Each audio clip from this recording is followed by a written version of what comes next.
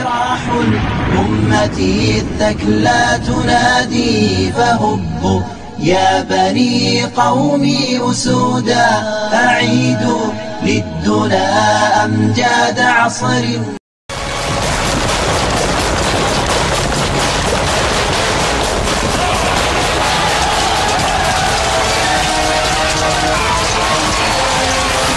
Tahun 8 Hijriah, untuk pertama kalinya kaum muslimin berperang menghadapi kekuatan besar Romawi Timur di wilayah Mu'tah.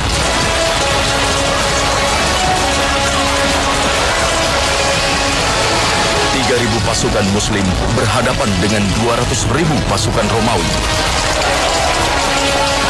Peperangan berlangsung sengit.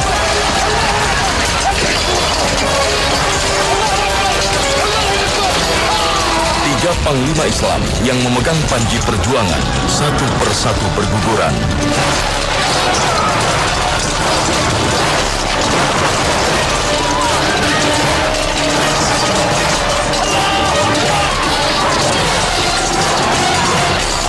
Pasukan muslimin terdesak.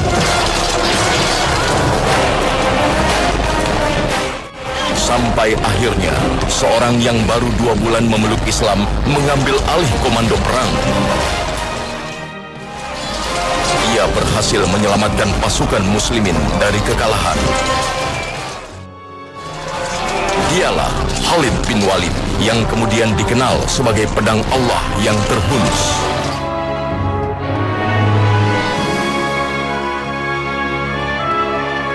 Tak ada seorang pun sahabat yang memiliki kemampuan strategi perang seperti Khalid. Carilah hari ini di mana ada panglima puluhan kali bahkan sudah 100 kali masuk medan pertempuran dan tak pernah sekalipun kalah. Tak heran mengapa Khalid bin Walid begitu lihai menguasai medan peperangan.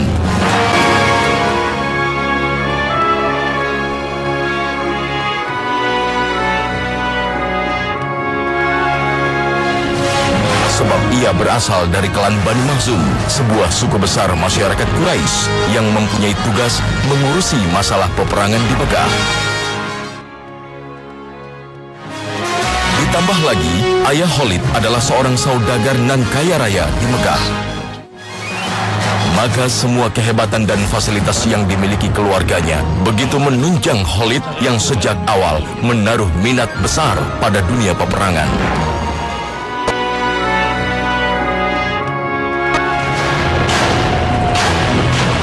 Khalid begitu rajin melatih ketangkasannya dalam berkuda dan memainkan senjata.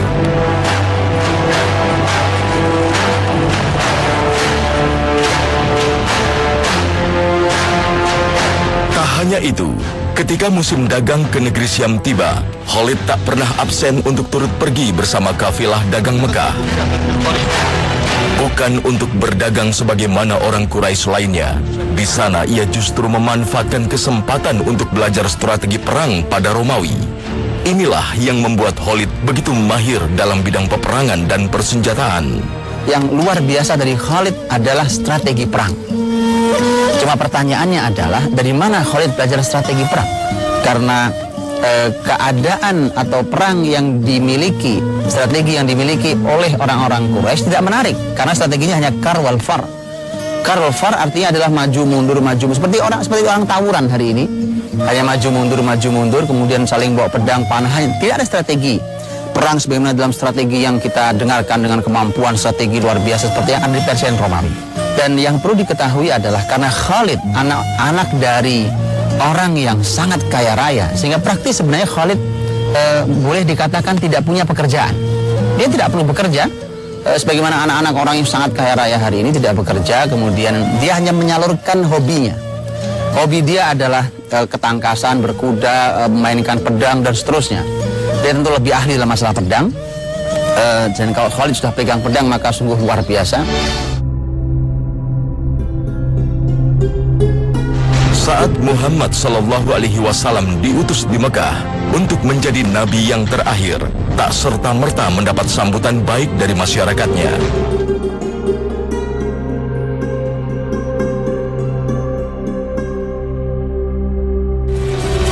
أهلا يا بن الحكم كيف masyarakat Quraisy justru menjadi nomor satu yang durhaka terhadap dakwah Rasulullah Shallallahu Alaihi Wasallam.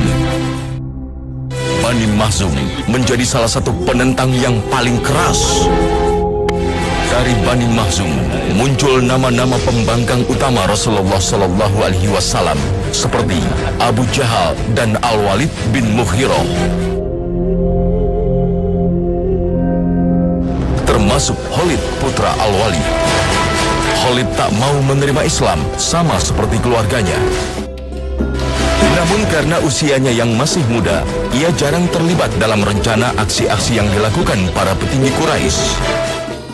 Khalid bersama anak-anak petinggi Quraisy lainnya hanya ikut menjalankan perintah yang diberikan oleh ayah mereka.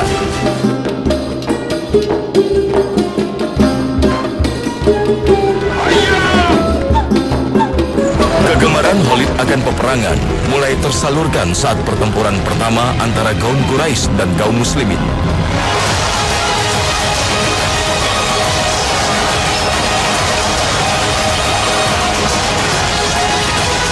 Di Perang Badar tahun 2 Hijriah, ia terjun sebagai pasukan yang melawan kaum muslimin, meski saat itu Quraisy berhasil dikalahkan.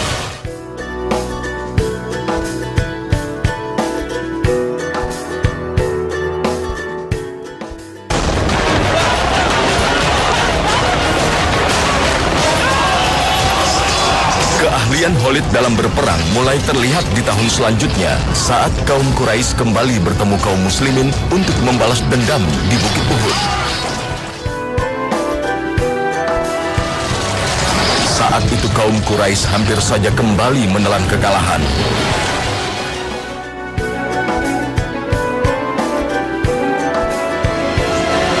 Pasukan pemanah muslimin yang berada di atas bukit mengkhianati amanah Rasulullah Shallallahu Alaihi Wasallam. Mereka berpikir bahwa kaum Quraisy sudah mundur, hingga mereka turun dari bukit untuk mengambil harta rampasan.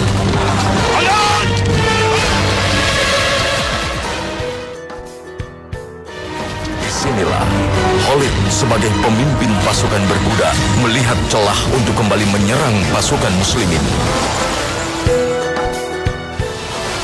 Maka Khalid memutar pasukannya ke balik bukit hingga mampu menyerang pasukan muslimin dari belakang.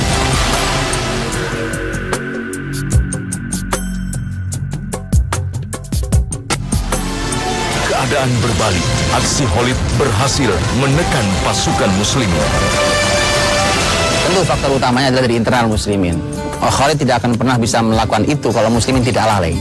Ini juga pelajaran, musuh sehebat apapun strateginya, bahkan sehebat Khalid sekalipun musuhnya, asal muslimin tidak lalai terhadap perintah Allah dan Rasulnya, maka biidznillah tidak akan terjadi kekacauan seperti yang terjadi di perang Uhud. Dan di perang Khandaq nyaris tidak ada pergerakan dari pasukan Quraisy. Orang sehebat Khalid, strateginya sehebat itu, ternyata berhenti di hadapan parit yang dibuat oleh Nabi dan para sahabat, tidak bisa berbuat apa-apa.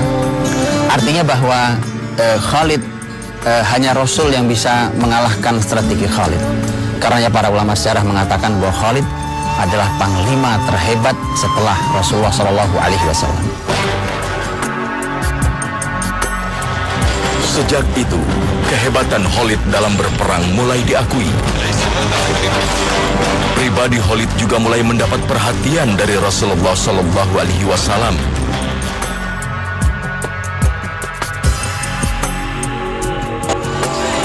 Hal ini terlihat saat Umrah Qadha di tahun 7 Hijriah.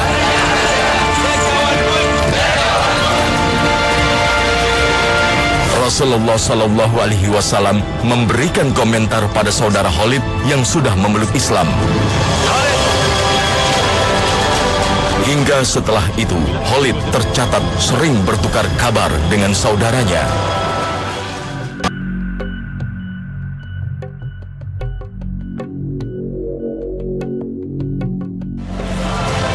Inilah yang menjadi salah satu faktor penyebab masuk Islamnya Khalid.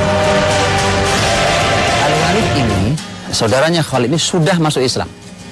Maka Rasulullah SAW di Umratul Qadha berkata pada Al-Walid bahwa andai saudaramu Khalid masuk Islam, maka kami akan jadikan dia pemimpin. Karena Khalid memang layak menjadi pemimpin, terutama di medan pertempuran. Maka Al-Walid mengirimkan surat kepada Khalid.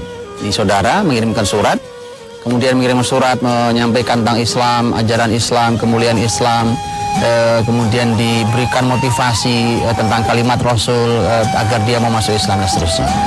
Bahwa Khalid yang sudah menyaksikan kemuliaan ajaran Islam tidak bisa dipungkiri. Orang-orang yang cerdas seperti Khalid pasti dia tahu bahwa Islam ajaran yang mulia, berbeda ajarannya dibandingkan dengan ajaran nenek moyangnya. Sehingga Khalid ketika mendapatkan surat itu dari saudaranya langsung, yaitu Al-Walid yang telah lebih dulu masuk Islam, tentu ada nilai lebih.